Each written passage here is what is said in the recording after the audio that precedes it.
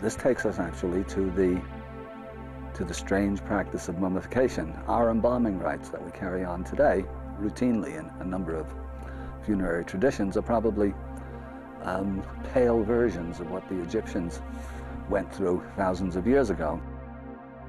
Over the course of a couple of thousand years, this process got more and more elaborate until in the New Kingdom, in the tombs of the Valley of the Kings, that process reached a culmination that is incredibly complex and, to us, somewhat repellent.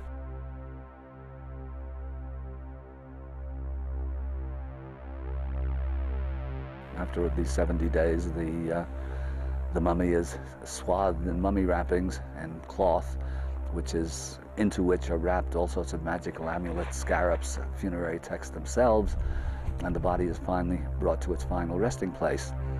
Now, the process seems to us, to say the least, excessive. But if we start from the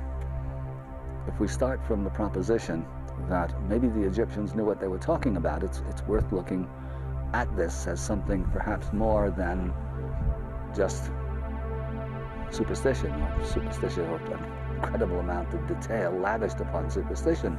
Maybe this accounts for both the incredible attention, work, money, time that went into mummifying a dead pharaoh, and this kind of shiver that comes through you when you think of it. There's something repugnant about it. You shouldn't need to have to go through all of that.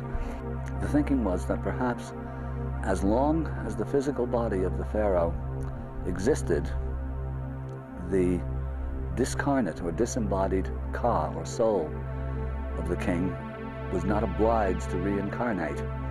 And that corresponds in its own way to the Tibetan understanding that the objective of the whole exercise of life, you might say, is not to reincarnate, but to become a star and join the company of Ra and sail across the sky in his boat of millions of years. So I can't say if that is actually the explanation, but to me it made sense. It accounted for both the incredible amount of attention paid and that somewhat repellent feeling that you get when you are taught about this process, because it's, in a way, it's a kind of a spiritual dodge, you might say, that you're kind of given as much time as you need to carry on work that is supposed to be done, in theory, during life.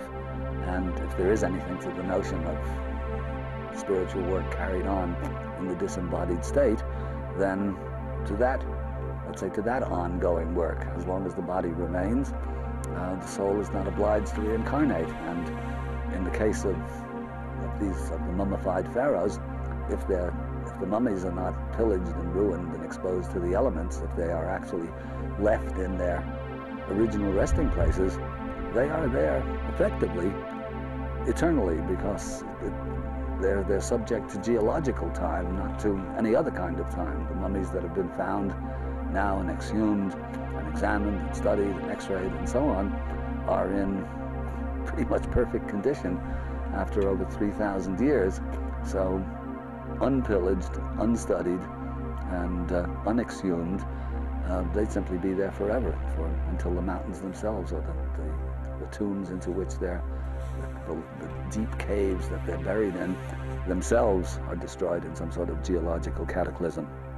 In any event, to me, this makes much more sense than simply assuming that the Egyptians were a bunch of superstitious idiots who put all of this incredible amount of attention into preserving the body of a dead pharaoh.